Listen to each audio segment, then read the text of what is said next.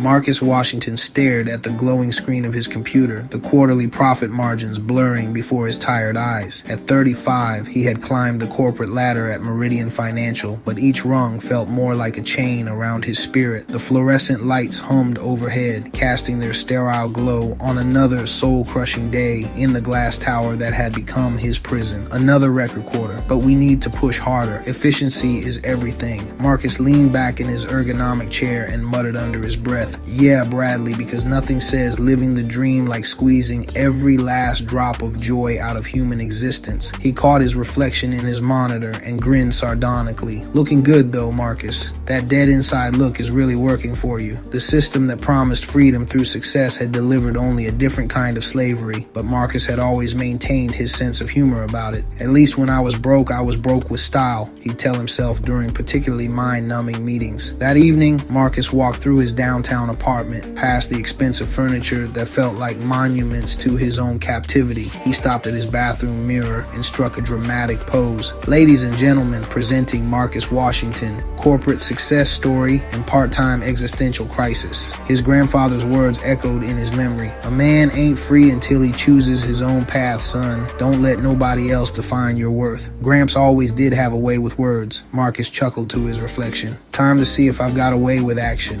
The next morning, Marcus strolled into Bradley's office with the swagger of a man who'd finally figured out the game was rigged and decided to flip the table. He placed his resignation letter on the mahogany desk with a theatrical flourish. "Bradley, my man, you know what they say about promotions at this place? It's like being the tallest midget at the circus. Technically an achievement, but not exactly something to write home about. Tell corporate I said thanks for the memories, but I'm trading my soul back in for store credit." For the first time in years, Marcus felt truly alive as he walked out of that building for the last time, whistling and doing a little shoulder shimmy that made the security guards shake their heads and smile.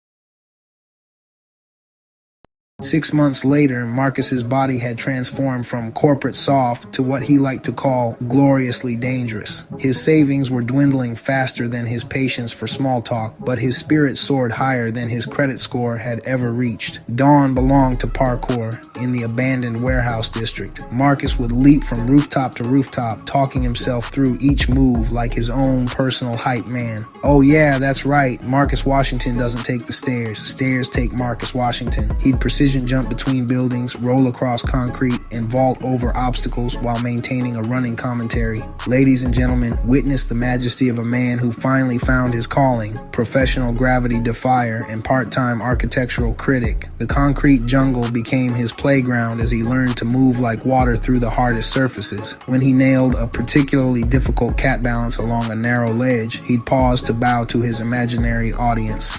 Thank you. I'll be here all week. Well, actually, I'll be here every day because apparently this is my life now, and I'm surprisingly okay with that." Evenings belonged to Kung Fu at Master Chen's dojo in Chinatown. The elderly master had taken one look at Marcus, a tall, confident black man who'd walked in asking if he could learn some of that Jackie Chan stuff, and somehow seen past the wisecracks to the potential beneath. "Fighting is not about defeating others," Master Chen would say as Marcus practiced his forms. "It is about mastering yourself."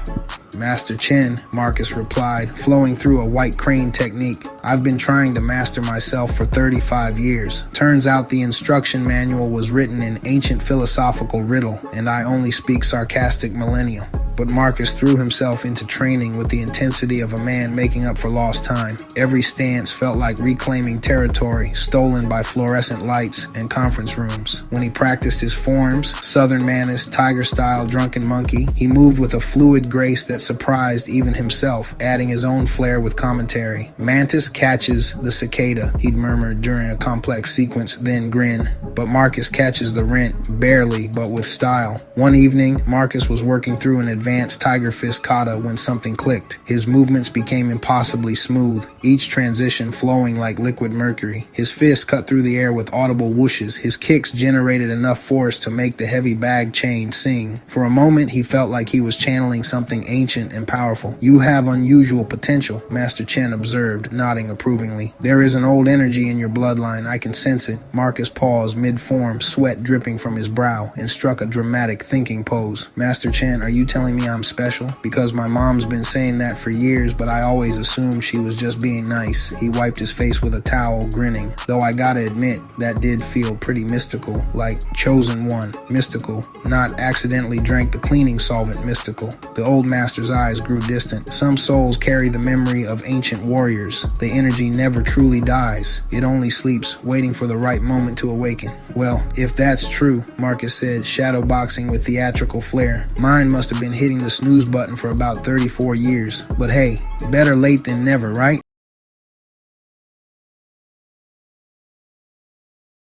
The sky cracked open on a Tuesday morning, which Marcus would later claim was just typical Tuesday behavior, dramatic and inconvenient. Marcus was 4 stories up, mid-stride along a ledge on the abandoned Millennium building when the world suddenly felt wrong.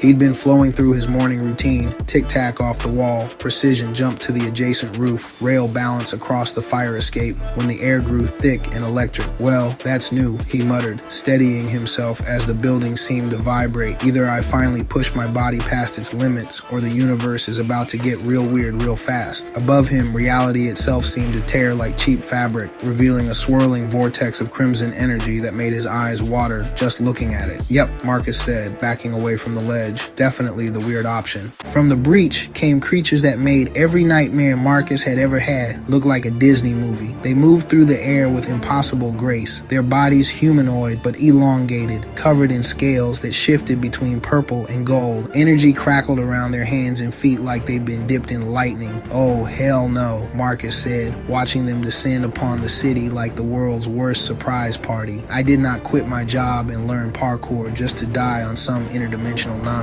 One of the creatures landed on his rooftop with a sound like thunder. Up close, it was even more terrifying, 7 feet tall with eyes that burned like miniature suns. When it spoke, its voice bypassed his ears entirely and went straight to his brain. Another inferior being. Your world falls today. Marcus looked the creature up and down, then shrugged with the confidence of a man who'd faced down corporate middle management. You know what? Tall, dark, and glowy. Your customer service skills need work. I'm thinking maybe we start this conversation over, preferably with you back in whatever dimension you crawled out of. The creature's hand ignited with blue energy, and Marcus's bravado wavered slightly. Okay, that's actually pretty impressive. Terrifying, but impressive. The energy beam scorched the concrete where Marcus had been standing, but he was already moving. Years of parkour had taught him that when in doubt, keep moving and look for an exit. Miss me with that laser pointer nonsense, Marcus called out, vaulting over an air conditioning unit as another beam sizzled past his head. He sprinted across the rooftop, his mind racing. The creature could fly, it could shoot energy, and it probably had more friends coming. Time for the Marcus Washington patented strategic withdrawal. He reached the edge of the building and leaped without hesitation, grabbing the fire escape ladder on the building across the alley. The creature pursued him, floating through the air like physics was just a suggestion. Oh, come on, Marcus shouted as he swung from ladder to ladder, descending rapidly. Flying is just showing off at this point. Another energy blast melted through the metal rung he'd been gripping a second earlier. Marcus dropped, caught himself on a lower platform, and immediately cat-balanced along the narrow rail. The creature swooped down, reaching for him with clawed hands. Marcus waited until the last possible second, then threw himself sideways off the fire escape, tucking into a roll as he hit the adjacent rooftop. He came up running, already calculating his next move. All right, ugly, he panted. Let's see how good you are at urban navigation. What followed was a chase scene that would have made Jackie Chan proud and insurance adjusters weep. Marcus flowed through the cityscape like he was born to it, diving through broken windows, sliding under low obstacles, wall running up vertical surfaces when the buildings were too close together for the creature to follow effectively. The creature's energy blasts carved smoking holes through brick and concrete, but Marcus stayed ahead of them through pure momentum and increasingly creative use of urban architecture. He precision jumped between buildings, used construction scaffolding like a jungle gym, and even swung from a crane cable to reach a rooftop the creature couldn't angle toward. You know what your problem is? Marcus called over his shoulder as he vaulted a rooftop garden. You think in 3 dimensions, but I think in whatever works. Dimensions. But the creature was learning his patterns, anticipating his movements. As Marcus reached for a fire escape ladder, an energy beam severed the bottom section, sending him tumbling toward the alley below. He managed to catch himself on a window ledge, muscles screaming from the impact, but now he was trapped. The creature descended toward him, energy building around its hands for a killing blow. "Well," Marcus said, hanging 4 stories above the pavement, "this is not how I saw my Tuesday going." That's when the creature made the mistake of getting within arm's reach. Marcus's training kicked in before his conscious mind could process the impossibility of the situation. He grabbed the creature's outstretched arm and used it as an anchor point, swinging his body up in a move that was part gymnastics, part desperation, and part something that shouldn't have been possible. His feet connected with the creature's torso in a tiger-style kick that Master Chen had drilled into him thousands of times. But this time, the impact felt different, like he was channeling something far beyond his normal strength. "Surprise, motherfucker," Marcus began, but the words died in his throat as both he and the creature tumbled toward the rooftop. They crashed onto the rooftop in a tangle of limbs and supernatural energy. Marcus rolled away and sprang to his feet, falling into a stance Master Chen would have recognized. 7-star Mantis, modified with his own street-smart improvements. "All right, E.T. the Unfriendly," Marcus said, bouncing on the balls of his feet. "Let's see if all those hours getting my ass kicked in the dojo were worth it." The creature laughed, a sound like breaking glass, and lunged forward with inhuman speed. Its clawed hand swept toward Marcus's head, but he was already dropping into a low horse stance, letting the attack pass over him. He responded with a rising phoenix eye strike aimed at the creature's solar plexus. The impact should have been like punching granite, but Marcus felt something extraordinary happen the moment his knuckles connected. Energy coursed through his arm, not painful but electric and alive. The creature actually staggered backward, genuine surprise flickering across its alien features. "Oh, what's that?" Marcus taunted, flowing into a monkey-style crouch as the creature recovered. "Didn't expect the local fauna to have some bite?"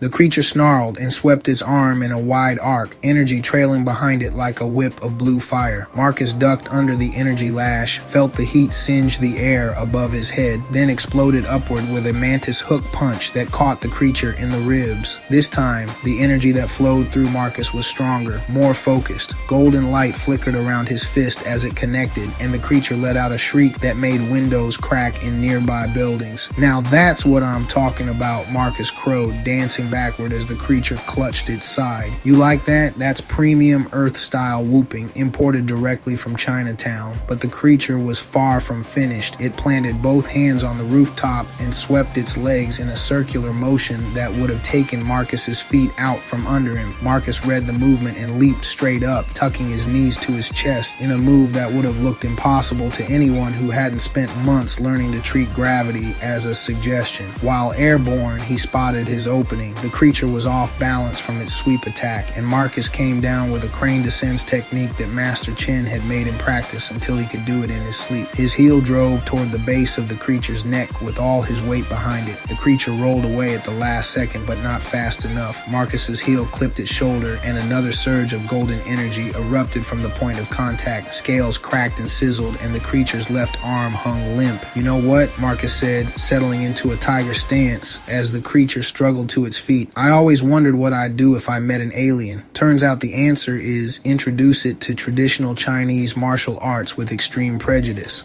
The creature was breathing hard now, its energy attacks becoming wilder and less controlled. It launched a barrage of blue fire at Marcus, but he'd found his rhythm. He flowed between the energy beams like water, using drunken-style footwork to make himself an impossible target. "Miss, miss, miss," Marcus counted cheerfully, swaying around each blast. "You know, for an advanced interdimensional being, your accuracy is pretty disappointing." The creature roared in frustration and lunged forward in a desperate tackle. Marcus waited until it was committed to the attack, then stepped aside and grabbed its outstretched arm. Using the creature's own momentum against it, he pivoted and threw it in a perfect judo hip toss that sent it tumbling across the rooftop. But as the creature tried to rise, something changed in Marcus. The golden energy that had been flickering around his strikes suddenly blazed to life, surrounding his entire body. He felt connected to something vast and ancient, like he was tapping into a power source he'd never known existed. "Impossible," the creature hissed, genuine fear creeping into its alien voice. "You carry the old blood. Marcus looked down at his hands, still glowing with otherworldly power, then back at the creature with a grin that was pure swagger. Old blood, new attitude, he said, and baby, I am just getting warmed up. He advanced on the creature with predatory grace, moving through a combination that was part tiger fist, part southern mantis, and part something that felt like it came from his DNA itself. Each strike landed with explosive force, golden energy rippling outward from every impact. The creature tried to defend itself, but Marcus was beyond ordinary human limitations now. He moved faster than the eye could follow, his combinations flowing like deadly poetry. A mantis claw to the throat, followed by a tiger palm to the chest, finished with a crane kick that lifted the creature clean off its feet. When it crashed back down to the rooftop, its form began to dissolve, energy bleeding away like smoke. The Guardians returned, it whispered before fading away completely. Marcus stood over the spot where it had vanished, still crackling with residual energy, and struck a victory pose. And that's how Marcus Washington saves the world, with style, substance, and a healthy dose of not today, Satan. Around him, the city burned as more creatures poured from the sky. But for the first time since the invasion began, Marcus was smiling. Well, this just got interesting, he said, cracking his knuckles as golden light danced between his fingers.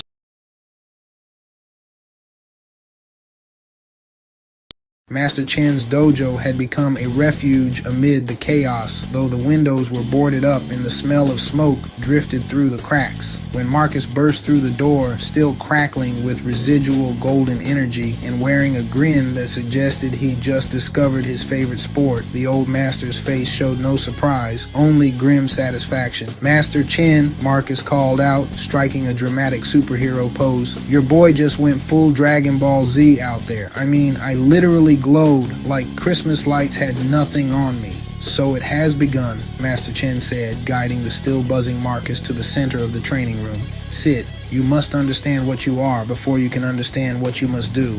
Marcus plopped down cross-legged, unable to contain his excitement. "Master, I just fought something that looked like it crawled out of a cosmic horror movie and I won with Kung Fu. I mean, I know you said martial arts was about self-mastery and inner peace and all that, but nobody mentioned the part about glowing like a human disco ball and drop-kicking interdimensional nightmares." Chen lit incense and settled across from Marcus, his expression serious despite his students' enthusiasm. "Long ago, before recorded history, Earth was visited by beings from another dimension. Some came as conquerors, others as protectors. A great war was fought, and when it ended, the protectors, the guardians, bound their essence into the bloodlines of certain humans before sacrificing themselves to seal the dimensional rift." Marcus felt the truth of it resonating in his bones, though his mouth kept running on autopilot. Hold up. You're telling me I'm part space wizard? Because that would explain so much about my dating life. "And I'm," he continued, then stopped as the full implications hit him, "a descendant of those guardians. The creatures attacking now are called the Devourers. They consume the life force of entire worlds, leaving nothing but hollow husks drifting through space. The ancient seal has finally weakened enough for them to return." Outside, explosions echoed through the city. People screamed. The world was ending, and Marcus was apparently humanity's only hope, which struck him as both terrifying and slightly hilarious. But why me? Why now? I mean, don't get me wrong, I've always suspected I was destined for greatness, but I figured it would involve a Netflix special, not saving the world from energy vampires. The Guardian power only awakens when the threat returns, and only in those who have prepared their body and spirit through discipline and struggle. Your years of training, your rejection of the easy path, it all prepared you for this moment. Marcus ran a hand over his close-cropped hair, grinning despite the gravity of the situation. "So what you're saying is, quitting my soul-crushing job and learning to punch things really hard was actually part of my cosmic destiny. Man, if I'd known that, I would have quit years ago." Master Chen stood and retrieved an ancient scroll from a hidden compartment. "These are the techniques the original Guardians used. Your body knows them already. They are written in your DNA. I will teach you to access what you already possess." Marcus unrolled the scroll and whistled at the intricate diagrams of fighting techniques that looked like they could split mountains. "Well, Master Chen, looks like it's time for Marcus Washington's crash course in advanced ass-kicking. And judging by what's happening outside," he gestured toward the boarded windows where more explosions were echoing, "I'm thinking we skip the written exam and go straight to the practical application."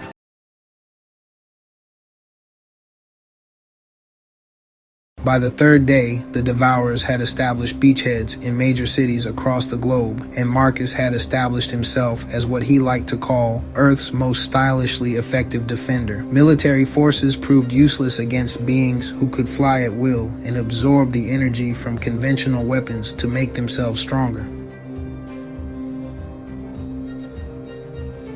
"You know what the military's problem is?" Marcus said to Master Chen as they watched news footage of failed airstrikes. "No sense of flair. You can't defeat interdimensional drama queens with boring old missiles. You need style, panache, a little razzle-dazzle." Marcus trained day and night in the ruined dojo, pushing his newly awakened abilities to their limits while keeping up a steady stream of commentary. He learned to channel his life force into devastating attacks that he immediately gave his own names. "I call this one the corporate downsizing," he announced, practicing a technique that concentrated golden energy into a precise strike. Because it eliminates unnecessary personnel with extreme efficiency, he learned to move faster than the eye could follow, his parkour skills combining with guardian abilities to create something entirely new. "And this little number," he said, flowing through a sequence that involved wall running up to the ceiling and launching himself in a spinning kick, "is the eviction notice, because when Marcus Washington shows up, it's time for you to leave." Most importantly, he learned to enter what Master Chen called the warrior's trance, a state where his human consciousness merged with the ancient guardian spirit within him. "It's like meditation," Marcus explained to an imaginary audience while practicing the technique, "except instead of finding inner peace, you find your inner cosmic badass. Results may vary, but satisfaction is guaranteed." "You are ready," Master Chen declared on the morning of the fourth day, though he couldn't hide a small smile at his students' irreverence. "But remember, strength alone will not win this war. The Devourers feed on fear, anger, and despair. You must fight not from hatred, but from love. Love for this world, for its people, for the future we are trying to preserve." Marcus nodded, his expression growing serious for a moment. "I got you, Master. Fight with love, not anger. Though can I still talk trash while I'm doing it? Because honestly, the witty banner is half the fun. The universe would expect nothing less from you, Marcus Washington." Marcus grinned and cracked his knuckles, golden energy flickering around his hands. "In that case, Master Chen, it's time for me to go have some very educational conversations with our uninvited guests, the kind of conversations that end with them getting a one-way ticket back to whatever dimension they crawled out of." He looked out at the burning city beyond the dojo's boarded windows. Time to show these energy-sucking party crashers what happens when they mess with Earth, and more importantly, what happens when they mess with Marcus Washington's morning routine.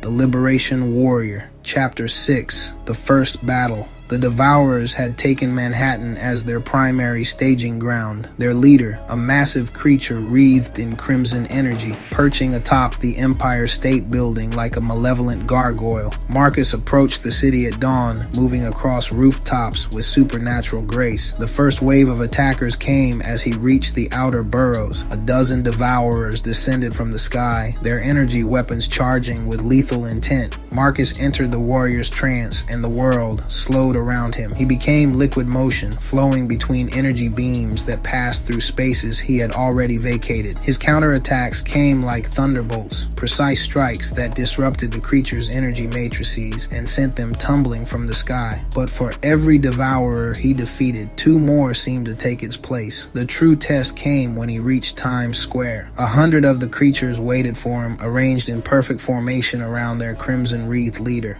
Guardian Spawn, you delay the inevitable. This world's energy will feed our young across 1,000 dimensions. Not happening. This world has problems, but it's still worth saving, and its people deserve the chance to fix those problems themselves. The battle that followed shattered windows for blocks in every direction. Marcus moved like a force of nature, his parkour skills allowing him to use the urban environment as a weapon. He ricocheted off buildings, used falling debris as stepping stones, and turned the Devourer's own energy attacks against each other. But there were so so many of them. For every burst of golden energy Marcus unleashed, for every perfectly executed combo that sent enemies tumbling through the air, more kept coming. His strength was flagging, his energy reserves running low. That's when he felt them, other awakening bloodlines across the globe. In Tokyo, a young woman was discovering she could phase through the Devourer's attacks. In Lagos, a street fighter was learning to channel electricity. In Sao Paulo, a dancer was finding she could manipulate gravity itself. Marcus wasn't alone. The Guardian bloodline had awakened in dozens, then hundreds of people worldwide.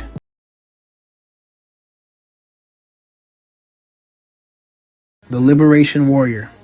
Chapter 7, The Network Awakens. Using his connection to the ancient Guardian network, Marcus reached out to the other awakened fighters. Through shared consciousness, he coordinated a global counterattack while providing his own brand of motivational commentary. "All right, team," he broadcast telepathically to Guardians across the globe. "This is Marcus, your friendly neighborhood cosmic badass. Today's lesson is how to evict interdimensional squatters 101. Remember, we're not just fighting for Earth, we're fighting for the right to complain about Earth ourselves."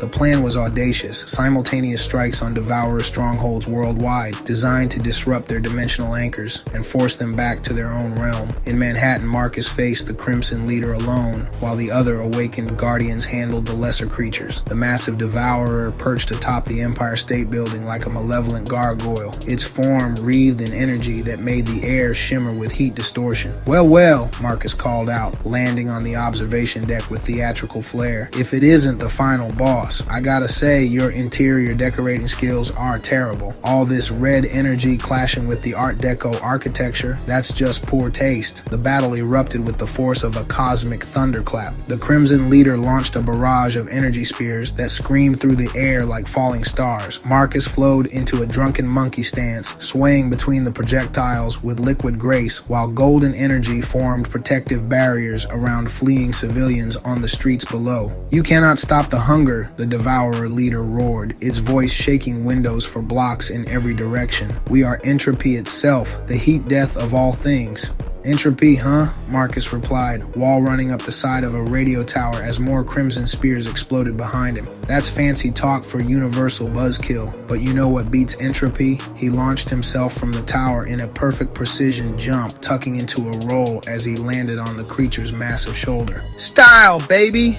Marcus drove his elbow down in a Phoenix Eye strike enhanced with golden Guardian energy. The impact sent shockwaves rippling across the creature's form, scales cracking and bleeding crimson light. The Devourer shrieked and spun, trying to dislodge him, but Marcus flowed around its movements like water. "What's wrong, big guy?" Marcus taunted, transitioning from the creature's shoulder to its back using a parkour movement he'd never tried on anything that wasn't architecture. Having trouble with a little human flea, the creature slammed itself backward into the side of the Empire State Building, trying to crush Marcus against the stone and steel. Marcus saw it coming and launched himself upward, just as the creature's back met the wall with a thunderous crash. While the Devourer was stunned, Marcus rebounded off the building's facade and came down with both feet in a devastating flying crane kick. His heels connected with the base of the creature's skull, and golden energy erupted like a small sun. The creature stumbled forward, its massive form teetering on the edge of the observation platform. "Ooh, that's gotta hurt," Marcus crowed, landing in a perfect three-point superhero pose. "That's what we in the business call a gravity check, and you just failed." But the Crimson Leader was far from finished. It spun around with impossible speed, its massive clawed hand sweeping toward Marcus in an arc that would have bisected a normal human. Marcus dropped into a horse stance so low he was practically sitting, letting the claws pass over his head by inches. "Too slow," he announced, then exploded upward with an uppercut that combined Tiger Fist technique with enough Guardian energy to light up half of Manhattan. His fist connected with the creature's jaw, and the sound was like breaking thunder. The Devourer staggered backward, golden energy crackling around the impact point, but it recovered quickly and retaliated with a point-blank energy blast that Marcus barely managed to redirect using a technique that was part Iron Shirt defense, part cosmic Aikido. "Is that your best shot?" Marcus asked, golden light swirling swirling around him as he deflected the crimson energy into the night sky. Because I've seen more intimidating light shows at Times Square, the creature roared in frustration and took to the air, hovering 50 feet above the observation deck while gathering energy for what was clearly meant to be a finishing move. Crimson light began coalescing into a sphere of pure destructive force between its claws. "Oh, charging up the ultimate attack," Marcus called out, cracking his neck theatrically. "How very anime of you. Unfortunately for you, I've got the power of ancient cosmic warriors and the unstoppable force of a man who's finally found his calling." Marcus began his own charge up, golden energy swirling around him in increasingly complex patterns. But instead of just standing there like a sitting duck, he started moving. He precision jumped from the observation deck to a nearby radio antenna, then cat balanced along the narrow beam while maintaining his energy buildup. "You know what your problem is?" Marcus continued his commentary while literally running circles around the creature's position, leaping from antenna to flagpole to architectural outcropping. "You think power is about standing still and looking intimidating, but real power is about adaptation, improvisation, and..." He launched himself directly at the creature just as both their energy attacks reached critical mass. Superior customer service. The collision between Golden Guardian energy and Crimson Devourer force lit up the Manhattan skyline like a second sun. Marcus had angled his approach perfectly, using the creature's own attack against it by redirecting the energy flow in a technique that was part martial arts, part physics, and part pure audacious creativity. The Guardian within him was fully awakened now, centuries of accumulated warrior knowledge flowing through his consciousness like a river of liquid fire. He began to understand the true scope of the battle. This was not just about defeating the Devourers, but about proving that humanity had evolved beyond its need for external protectors. As the energy maelstrom swirled around them, Marcus found himself engaged in hand-to-hand combat with the creature while they plummeted toward the street below. He flowed through a combination that would have been impossible without his parkour training, using the creature's own body as terrain to navigate around, striking from impossible angles while they fell. A mantis hook to the creature's left kidney, transitioning into a wall run along its extended arm, followed by a spinning heel kick to its temple that sent golden energy crackling through its nervous system. "We're not the same species you fought before," Marcus declared, grabbing onto a fire escape ladder as they passed the 20th floor and using it to swing himself around for a devastating iron palm strike to the creature's solar plexus. "We've learned to think for ourselves, to fight our own battles. We don't need guardians anymore. We can be our own guardians." The creature tried to grab him, but Marcus was already in motion, flowing up its arm like he was free running on a particularly aggressive jungle gym. He reached the creature's head just as they hit the 10th floor level and drove both palms forward in a double phoenix eye strike that channeled every ounce of guardian energy he could muster. And that, Marcus announced as golden light erupted from the impact point and the creature's form began to dissolve mid-fall, is how Marcus Washington takes out the trash with style, precision, and a healthy dose of righteous fury. He managed to catch another fire escape ladder as the creature disintegrated completely, leaving him swinging gently in the Manhattan air with a massive grin on his face. "Ladies and gentlemen," he called out to the empty street below, "Marcus Washington has officially left the building and taken the apocalypse with him."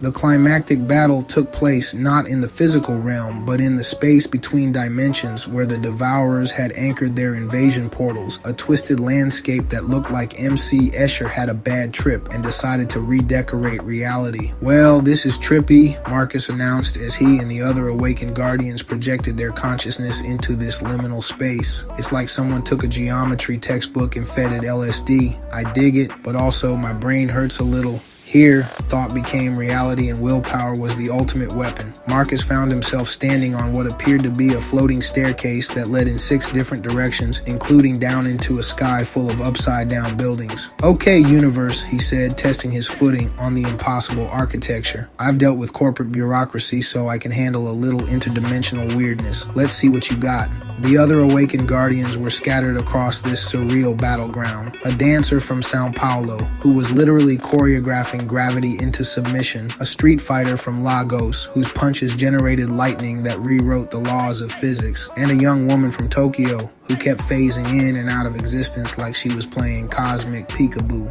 But Marcus faced the final challenge alone, the philosophical heart of the Devourer Collective, a writhing mass of crimson energy that spoke with the voices of 1 trillion consumed worlds. You lived as we do, it taunted, its form shifting between abstract concepts and nightmarish imagery. Slaves to systems you did not choose, consuming resources you did not need, trapped in cycles you could not break. You understand the peace of surrender. Marcus felt the terrible appeal of simply giving up, of letting the hunger consume everything so no one would have to struggle anymore. The collective showed him visions of his corporate life, the endless meetings, the soul-crushing routine, the way he'd felt like just another cog in a machine. Yeah, okay, you got me there, Marcus admitted, his golden energy flickering as doubt crept in. That corporate life was pretty much psychological cannibalism with better benefits. But then he started moving, because that's what Marcus did. When things got complicated, he got physical. He began free running across the impossible geometry of the interdimensional space, using parkour philosophy to navigate a reality that didn't follow normal rules. But here's the thing,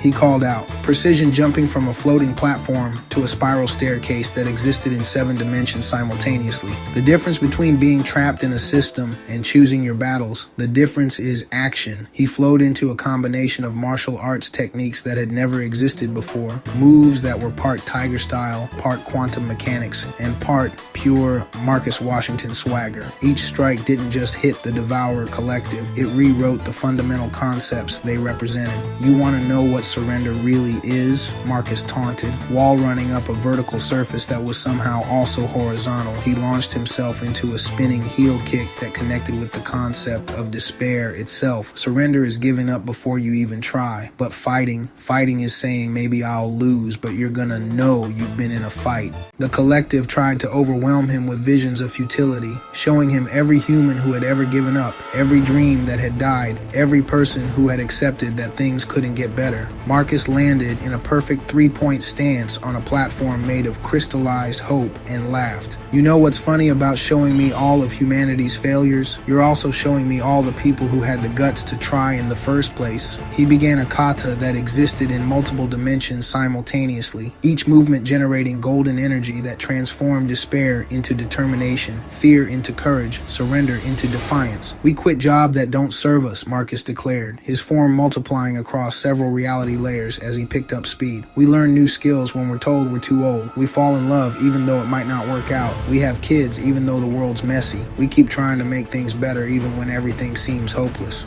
The Devourer Collective was being pushed back by the sheer force of Marcus's refusal to accept defeat. Around him, he felt the other awakened guardians joining their power to his. Not the old guardians of legend, but something new. Humans who had unlocked their own potential through discipline and love, rather than ancient bloodlines and mystical intervention. You want to consume everything because you've forgotten what it feels like to create something, Marcus continued, now moving so fast through the dimensional space that he was becoming a blur of golden energy. But humans? We're creators, baby. We make art, we build cities, we write terrible poetry, we invent new ways to make coffee. We don't just survive, we live. The collective made one final desperate attack, pouring all its accumulated despair into a conceptual assault meant to convince Marcus that individual effort was meaningless in the face of cosmic entropy. Marcus met it head on with a technique he invented on the spot, the existential uppercut, a strike that was powered not by anger or fear, but by pure, undiluted human stubbornness. And that, he announced, as the collision of energies created a shockwave that rippled across dimensions and began rewriting the invasion portals from beacons of conquest into one-way tickets home, is why humans are the most dangerous species in the universe. We're too stupid to know when we're beaten, too creative to accept the status quo,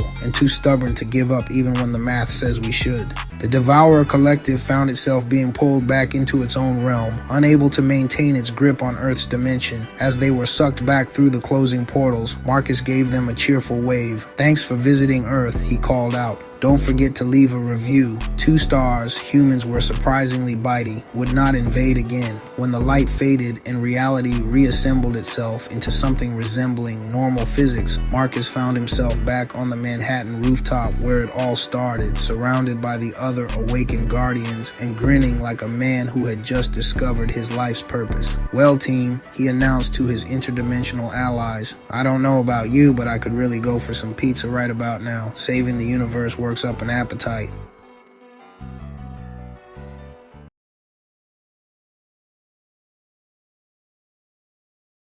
Six months after what the media had dubbed the reality crisis, though Marcus preferred calling it the time-space jerks tried to eat our dimension, Marcus stood on the same rooftop where he had first encountered the Devourers. The city below was rebuilding, but not just its structures, its entire way of thinking about what kind of world was possible. You know, Marcus said to the empty air, striking a contemplative superhero pose, 6 months ago I was worried about quarterly reports. Now I'm worried about interdimensional security. I'm not sure if that's an upgrade or a lateral move, but the benefits package is definitely more interesting. The awakening had changed everything. People who had discovered guardian abilities didn't go back to their old lives unchanged. Instead, they became catalysts for transformation, showing others that human potential was far greater than anyone had imagined. Marcus had founded the New Guardian Institute in a repurposed corporate office building, the delicious irony of which was not lost on him. From soul crushing to soul building, he liked to tell visitors, it's like corporate renovation, but with more kicking and less PowerPoint. The Institute didn't just teach martial arts and parkour, though those were core components. It taught practical skills for navigating a world that no longer needed to accept exploitation as inevitable. Meditation, critical thinking, cooperative economics, sustainable living, and what Marcus called advanced bullshit detection. The thing about fighting cosmic entities, Marcus explained to his first class of students, a mix of former corporate drones, teachers, baristas, and people who'd simply decided they wanted to learn how to glow with cosmic energy, is that it really puts your day-to-day problems in perspective. Traffic jams, please, I've fought beings made of pure entropy. Karen from accounting complaining about the coffee, child's play compared to interdimensional entities trying to consume your soul. You did well, Master Chin said, joining him on the rooftop where he'd been addressing his imaginary audience. The old master moved with the same fluid grace as always, though now there was something different in his eyes, a knowledge that his student had surpassed anything he could have taught through conventional methods. Marcus grinned and gave his former teacher a respectful bow that was only slightly theatrical. Master Chin, I gotta say, when you told me I had unusual potential, I don't think either of us saw the whole cosmic superhero career path coming. Perhaps not, Master Chin chuckled. But this was only the beginning. Marcus nodded, watching the sun set over a city that was finally learning to dream of something better than mere survival. Down below, people were leaving his institute after an evening class in practical reality defense, a course that taught basic guardian techniques alongside financial literacy and community organizing. The external enemy was just practice for the real work, Marcus agreed, then struck another dramatic pose because old habits die hard, helping people free themselves from the systems that keep them trapped. Turns out the real monsters were the exploitative economic structures we made along the way. He thought about his former co-workers at Meridian Financial, many of whom had quit en masse after the awakening showed them that radical change was actually possible. Some had joined community gardens, others had started worker cooperatives, and Bradley, poor Bradley, had apparently had what he called a spiritual breakthrough and was now teaching mindfulness workshops in Vermont. The guardian power was never really about fighting monsters, Marcus realized aloud, then paused and grinned. I mean, don't get me wrong, the monster fighting was awesome, and I would totally do it again if needed. But the real power was remembering that humans don't have to accept the world as it is. We can choose to make it better. Above them, stars began to appear in the darkening sky. Somewhere among them were other worlds, other struggles, other beings learning to choose freedom over security, growth over stagnation, love over fear. Marcus cracked his knuckles, watching golden energy dance briefly between his fingers. You know what the best part is, Master Chen? We're not done yet. This whole human potential thing is just getting started, and if any more cosmic bullies want to test us, he flowed into a perfect tiger stance, grinning with the confidence of a man who had found his calling. Well, they're about to learn that Marcus Washington and the human race don't do easy targets. He began his evening training routine, moving through forms that were part ancient Guardian technique, part urban parkour, part quantum physics, and part something entirely new, the martial art of a species that had finally learned it didn't need anyone else's permission to evolve. From the street below, the sound of laughter drifted up from the Institute's community garden, where former enemies of individual expression were now learning to grow both vegetables and personal agency. Marcus smiled and picked up the pace of his kata, golden light trailing behind his movements like promises of tomorrow. The liberation was just beginning, and it was going to be spectacular.